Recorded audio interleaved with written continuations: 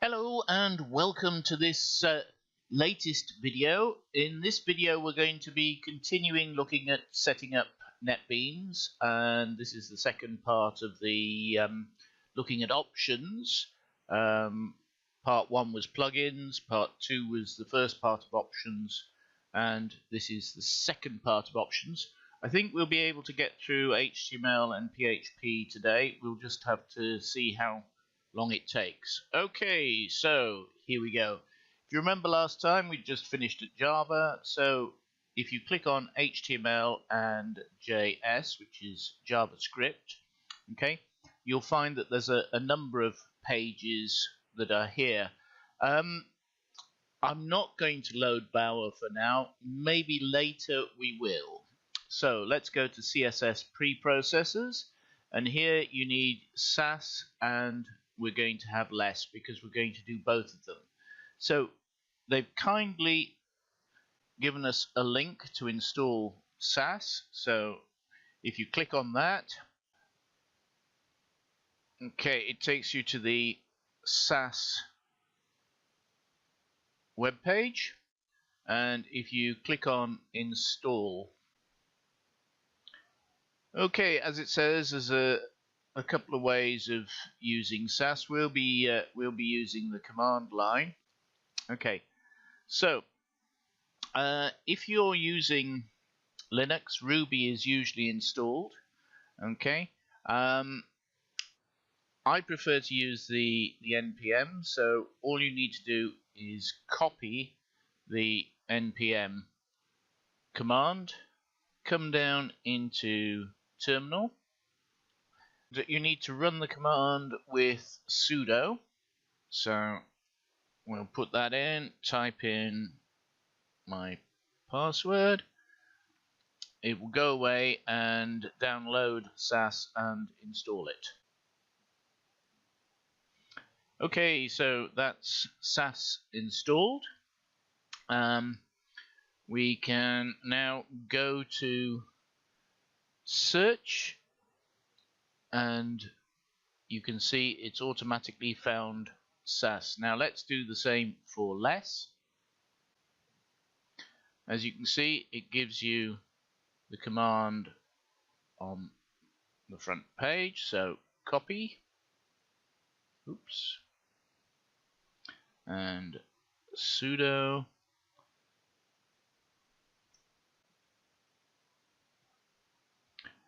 Okay, so it looks like we have a new npm patch available. So it says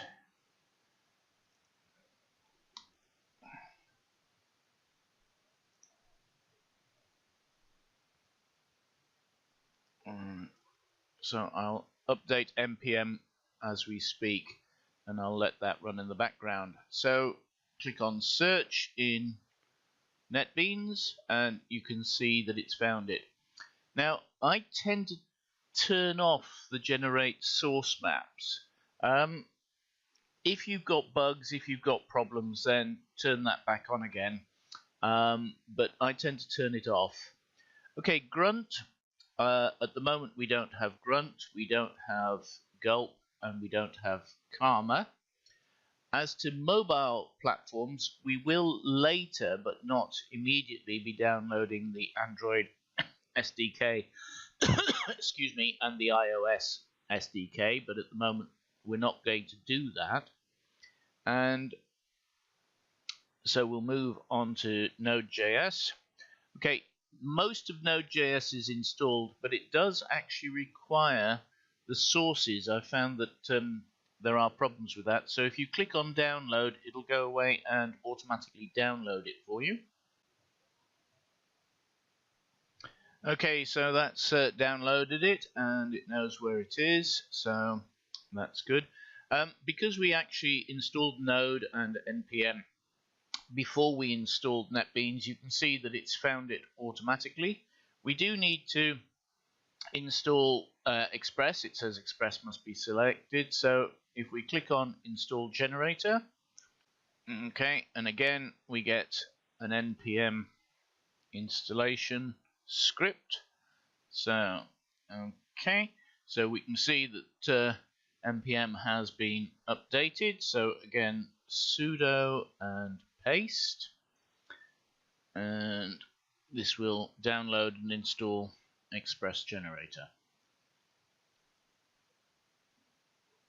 Okay, that was very quick, and it's downloaded and installed it. So back to NetBeans, click on search, and it will automatically find it. So very easy, but you do need to install these. Okay, ESLint. Again, it's found it because this was one of the plugins that we've installed. So that's HTML all set up for now. And as I say, we'll do the mobile platforms much later.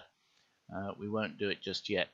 So next, if we click on PHP, okay, a few things that we need to do. It's found our PHP interpreter automatically, which is very nice. Okay, open results. At the moment it's in output window and we can leave that, but when we're debugging and having one or two problems or just creating a basic file, we may need to add web browser and remove output window. The rest you don't need to change just yet. Okay, debugging. Basically, just leave it set as is. It's possible we would show requested URLs. It depends on the problems that we have. Okay, annotations. Again, yes, you can enter these. I don't tend to use it. Code analysis. Now here, of course, you've got Code Sniffer, you've got the Coding Standards Fixer, and that type of thing. Mess detector, again, you can choose a mess detector if you wish. As I say, with PHP Coding Standards, it usually picks up most of the problems. So that's the one I will install, and I'll do it when we come into plugins. Hudson, I'm not using Hudson or Jenkins at the moment. Framework and tools. Now you have a big list of framework and tools. Right. PHP CS Fixer is here. So I might be able to install it from here. I didn't know it was actually in the framework and tools. Now the frameworks that I tend to use are not listed. I tend to use CodeIgniter, Yi, and Laravel. They're not listed, so it's not something that I would normally go into here. Let's just click on download and see what happens. Okay, it's obviously not downloaded, so I will install it as a plugin. And finally, enhancements. This is one of the plugins we did install. Later, we can actually add the typing hooks if we need to do it.